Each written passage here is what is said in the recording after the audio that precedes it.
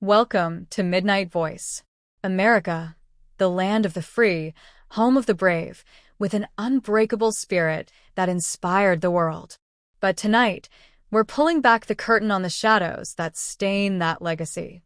What if I told you that for decades, the US government, your government, conducted horrifying experiments on its own citizens? Not enemies, not spies, ordinary Americans. Black sharecroppers, soldiers, hospital patients, even dead children. All in the name of science and national security. These aren't wild theories. These are cold, hard facts from declassified CIA files, congressional hearings, Pentagon memos, and presidential apologies. Thousands of pages released under the Freedom of Information Act. Buckle up. This is the full story, the one they tried to bury forever. It starts in 1932 in Tuskegee, Alabama. The U.S. Public Health Service recruited 600 poor African-American men, sharecroppers, fathers, husbands. 399 had syphilis, a deadly disease. They were promised free medical care, meals, even burial insurance. But it was all a lie. The goal? To study how untreated syphilis ravaged the body over time. Doctors watched as men went blind, insane, paralyzed. Their wives and children got infected too, born with congenital syphilis. By the 1940s, penicillin was discovered, a cure. But the researchers withheld it. Deliberately. For 40 years, until 1972, when a whistleblower finally exposed the truth. Hundreds died needlessly. President Bill Clinton called it shameful and apologized in 1997. What was done cannot be undone, but we can end the silence. But Tuskegee was just the beginning. As World War II raged, the Manhattan Project raced to build the atomic bomb. Scientists needed to understand radiation's effects on humans. So they started injecting plutonium into unsuspecting patients. One man, Albert Stevens, was misdiagnosed with terminal cancer and injected with massive doses.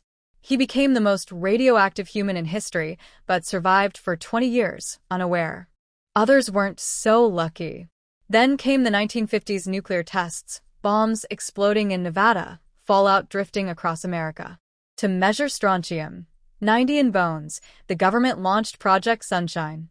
They needed human tissue samples, especially from children, whose growing bones absorbed more radiation. Declassified files reveal a global network collecting over 1,500 cadavers, many babies and stillborns, without family consent.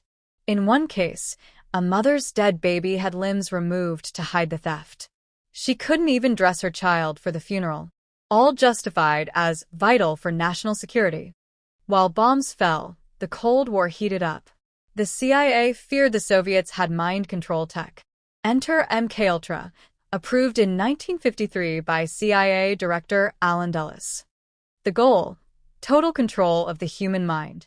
They dosed unwitting Americans with LSD, hypnosis, electroshock, sensory deprivation.